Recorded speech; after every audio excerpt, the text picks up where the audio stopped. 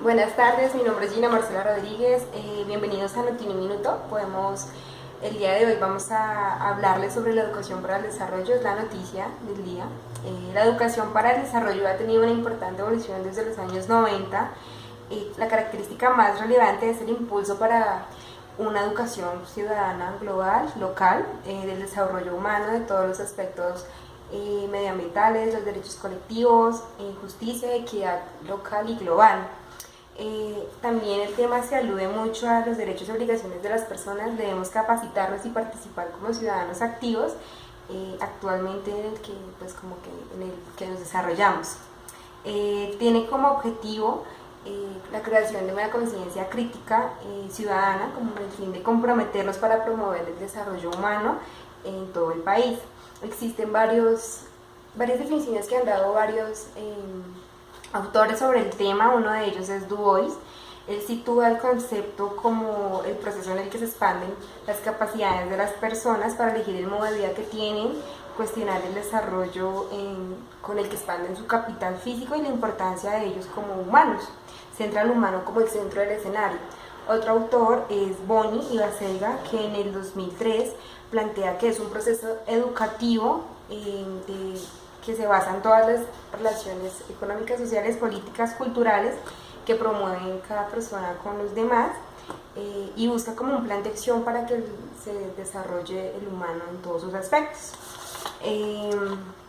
Finalmente podemos concluir que necesitamos contar con personas ciudadanas más conscientes, más participativas, más informativas, que trabajen desde diferentes ámbitos, tanto locales como informales, universidades, centros educativos, hasta redes sociales, en todo tipo de espacios, fomentando como una evolución constante mediante acciones planificadas que permitan que el humano se desarrolle como persona y como profesional. Entonces, muchas gracias, los dejo con nuestros corresponsales en todos los departamentos del país. Bienvenidos. Vamos ahora con Paola Andrea Ortiz, que se encuentra en Medellín. Paola, cuéntanos. Saludo compañera Gina, cordial saludo televidentes, mucho gusto, mi nombre es Paula Andrea Ortiz, yo soy experta en este tema que es global, llamado Educación para el Desarrollo y Ciudadanía Global, lo cual nos incluye a todos. Y estoy aquí para capacitarlos en las principales características y los principios de la EPD. Urgentemente hago énfasis en que es un derecho y una obligación de las personas capacitarse para la participación y la acción de una ciudadanía responsable, tal como plantea actualmente el Consejo de Europa. En este orden de ideas es indispensable que ustedes como televidentes y ciudadanos que son empiecen a generar conciencia sobre este tema. Entonces, para empezar, les puedo decir que la principal característica de la EPD es la búsqueda comprometida que ésta tiene hacia el desarrollo humano. Actualmente su evolución nos contextualiza en la quinta generación. Una generación que ha podido identificar como último objetivo la extensión de una conciencia crítica entre la ciudadanía, la urgencia de las que le hablé antes. Esto con el fin de lograr su movilización y el compromiso para promover el desarrollo humano tanto en los países del norte como en los países del sur. La base de los principios de la EPD tiene sus bases siguiendo a Du Bois 2007 con el concepto de desarrollo humano. Sitúa el fundamento del desarrollo en el proceso por el que se expanden o amplían las capacidades de las personas para que éstas puedan elegir su modo de vida. Y en consecuencia cuestiona que el desarrollo dependa fundamentalmente de la expansión del capital físico, resaltando la importancia de los activos humanos.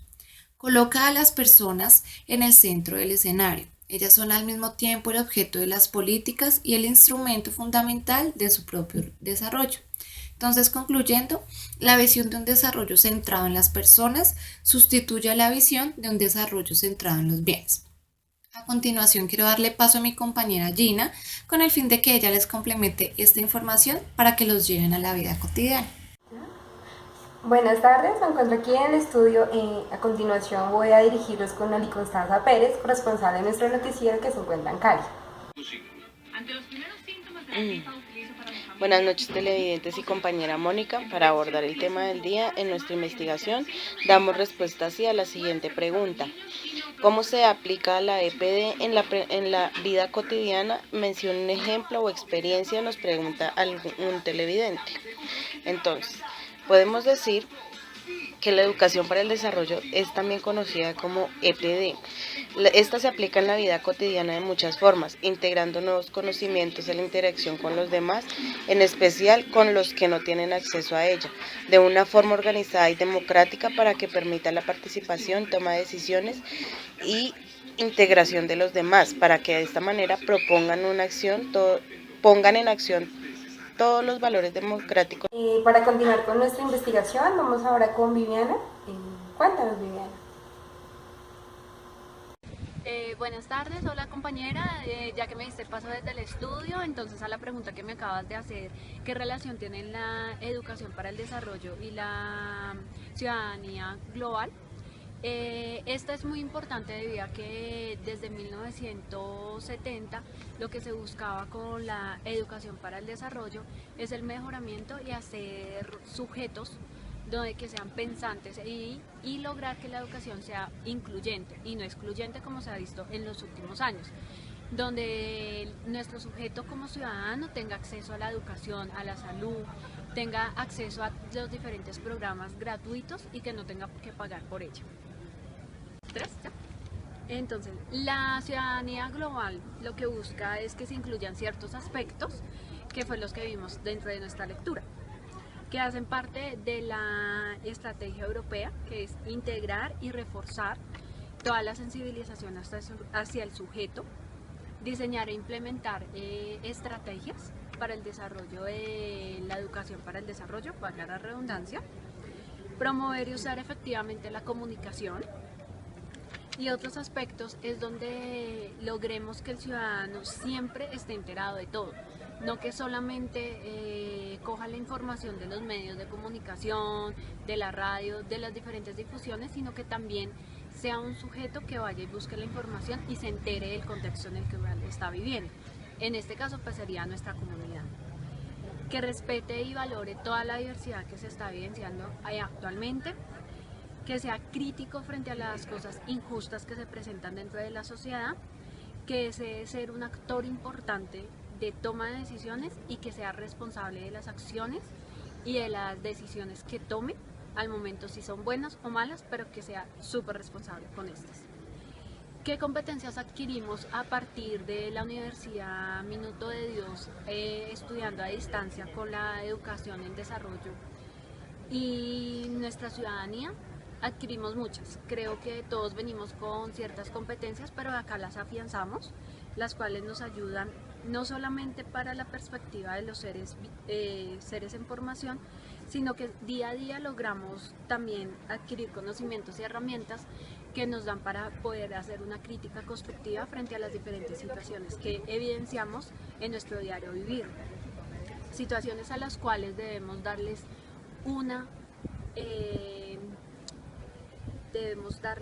un pensamiento más crítico y más analítico, no solamente de opinión, sino también de diversificación e información hacia la ciudadanía, donde nuestra opinión la hagamos valer no solamente por lo que pensamos, sino también por lo que podemos lograr hacer y contribuir a la comunidad. Ana, por tu aporte. Ahora vamos a remitirnos con Mónica, quien nos va a dar un resumen final de nuestro noticiero del día de hoy. Muchas gracias. Buenos días, mi nombre es Mónica Rojas, transmitiendo aquí para Notiminuto. Vamos a hacer un análisis de lo que nuestras 4 expertas en la educación para el desarrollo y ciudadanía global nos han venido a dar, ¿correcto? Entonces, sabemos que la educación para el desarrollo tuvo 5 etapas, las cuales la primera etapa comenzó poco después de la Segunda Guerra Mundial. Había una necesidad de una recuperación de Europa. Entonces, con la idea de la industrialización, lo que venimos a traer, o lo que ellos lo que querían implantar con esa industrialización era que los países se desarrollaran, los países subdesarrollados pasaran al desarrollo. Entonces, aparece un discurso que fue basado precisamente en el tema de la pobreza. En esa época la pobreza no era un tema relevante, por lo cual el que era pobre y así se quedaba, porque a los países lo que les interesaba era a los países y a los capitalistas era capitalizar, que la gente se quedara como estaba. Entonces, pues las personas colonizadas no tenían suficientes capacidades para desarrollarse económicamente, y eso no fue un tema fundamental ni relevante en esa época. Entonces, surge 10 años después, surge la segunda etapa de la educación para el desarrollo, en la cual era un enfoque desarrollista. Entonces ahí se vienen unas alianzas para el desarrollo y el Banco Mundial aparece. Hay un despliegue económico y se piensa y se cree que los países subdesarrollados van a alcanzar las mismas condiciones que los desarrollados. Surgen los programas de ayuda, en donde adoptan medidas y asumen proyectos de ayuda a través de la cooperación internacional para mejorar las condiciones humanas. Entonces, vemos, esto ocurre en la segunda generación. En la tercera generación vemos un surgimiento de teorías en donde se reconocen las desigualdades, en donde hay un reconocimiento de las personas que viven bien, las personas que viven mal, y somos más conscientes de lo que debemos transmitir y llevar al mundo. ¿Cómo podemos nosotros como seres humanos ayudar a minimizar ese impacto que genera la pobreza, las desigualdades, generaciones que tuvo la educación para el desarrollo? Surge la multiculturalidad y las perspectivas de género. En la cuarta etapa, que fue la que se vio aproximadamente en los años 80, la educación popular transforma radicalmente a la educación para el desarrollo. La función genera una crítica que parte de mover las estructuras sociales y la relación entre privilegiados y oprimidos. Eso ocurre y surge a partir pues, de los años 80. Entonces, surge una educación para el desarrollo humano y sostenible que está influenciada por grandes factores y por entes internacionales con sus ayudas. Bueno, entonces en la quinta etapa, que es la etapa en la que nos encontramos actualmente, vemos cómo la generación profundiza una noción del desarrollo como desarrollo humano y de sus capacidades y para tener una vida digna y saludable. Entonces ya no hay esa mirada económica de los territorios, ya que hoy hay gente que vive en circunstancias, en condiciones bien, en lugares donde probablemente la noción que tenemos es donde se vive mal. Y lo mismo, gente que vive mal en lugares donde denominamos que posiblemente se darían unas condiciones mejores para vivir.